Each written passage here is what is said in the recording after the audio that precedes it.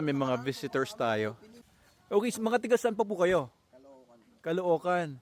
Eto guys, so anak ni Rigor, kay Molly, yung ating German short-haired pointer. Si Rigor ay alabay kung hindi niyo siya kilala. Binigay sa akin ng isang kaibigan, tapos gumanda na si Rigor noong nag-SDN siya. Ganda. Anong pangalan po? Miggy yung pangalan niyo sa kanya, pero Zoro na yung... Miggy pero Zoro na ngayon. Ang pogi oh. Good boy, Zoro. Ayan. Yung mga kapatid niya, sir, nandun pa rin sa akin. Ano, hindi ko alam eh. Actually, last time na nasa Manalo Kainan ako was 6 months ago yata. Bihira na ako magpunta. Pero pag nilipat na po namin dito, syempre, lagi ko na sila makikita. Ano po, mag-swimming po ba kayo dito? Mag-stay kayo ngayon? Salamat po ah. Ano pong names niyo po? Pwede makilala?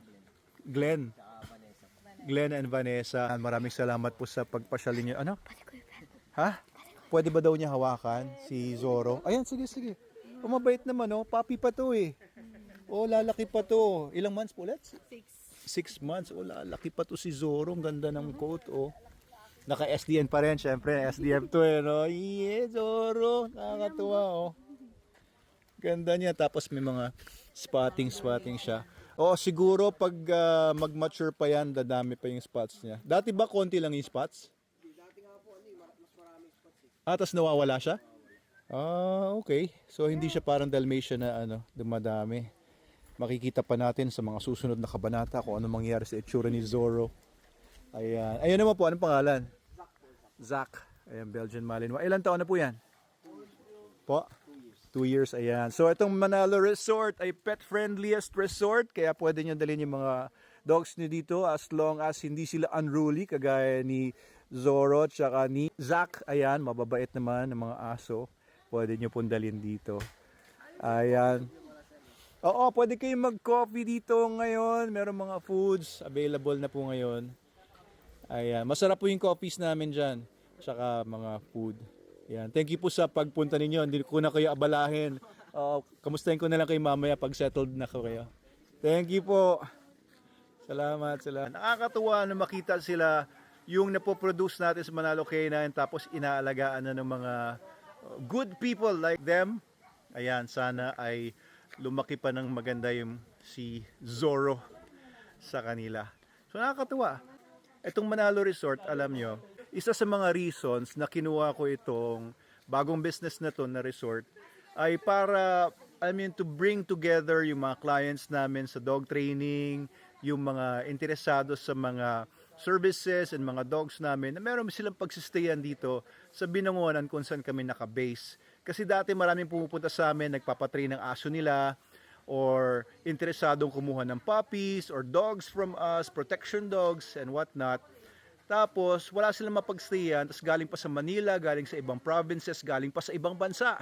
So, I really wanted to get a place na pwede silang magstay. And ito na po yon, yung Manalo Resort Hotel. Magkakaroon na nga po ng 3 rooms by tomorrow na pwede na magstay ang mga bisita natin as long as they want at mag-enjoy sa magandang paligid dito. Ayan, may mga pools. Ayun, mga pools natin. May overlooking area sa taas. May basketball court dyan sa likod. And of course, Manalo Cafe. Ayun si Madam Snooki. At pwedeng kumain dito. Diba? All day breakfast. Pasta. Kanina marami nag-order ng mga nachos. Ayan, tambay-tambay dito. Pasyal na po kayo dito para makapagkwentuhan tayo at makilala ko rin kayo kagaya nila, di ba? Doon sila nagpunta sa cottage number 5 para makapag-video ko daw sila. Ayan, anong pangalan nga pala itong cleaner natin? Si William po. Ayan, si William. William Bordado. Okay, ganda dito. Okay ba tayo dyan, bro? Ayan, malinis po dito palagi. Tuloy-tuloy ang paglilinis ng ating mga staff. Tignan natin yung mga hotel rooms. Pugo! Ang gagawa mo? Tampot mga dahon. Tingnan natin yung mga rooms dun sa baba. Far na wala pang gumagamit ng mga cottages natin dito sa baba. Doon pa lang sa taas yung mga na-occupy. Tignan natin yung mga hotel rooms dito.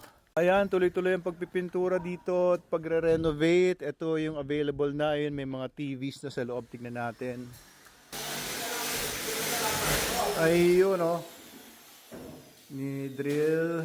Eto, may TV na. Laki, no? 55 inches TV. Dalawang double bedroom. Tignan natin yung ayos na.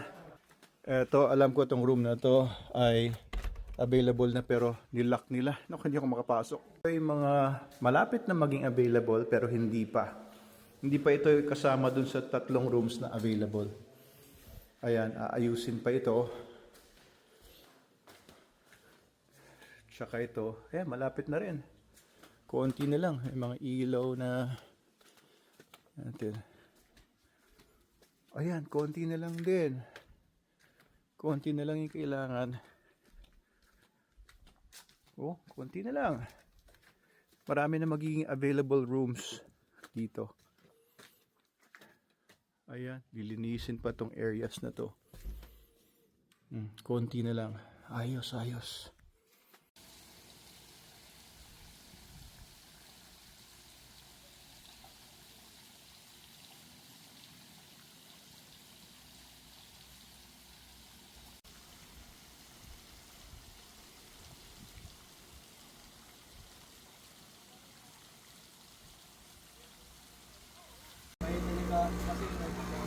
Galing. Anong ginagawa mo? I'm brewing my coffee. Ano nga? Anong pangalan? Latte. Tapos na pala. Bili nito, 9 pesos. Sa Lazada. Tingnan ko muna yung shipping fee. Beautiful! Okay. Teka, tikman natin kung masarap na. Nilagyan mo ng vanilla syrup or hazelnut. Wala. Ang lasa? Red. Latte. Ayun, naglalaro sila.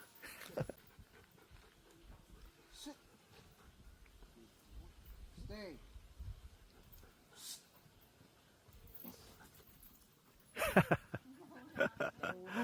Oo.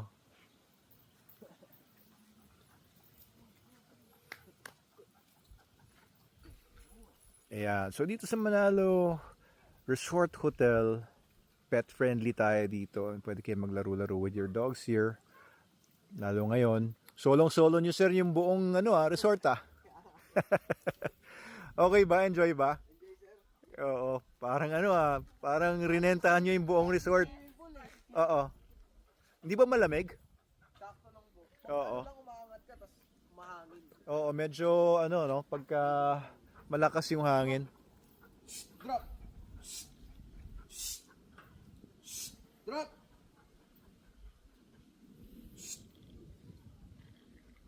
Very good. Stay. Soro. Kasi hindi nakikinig.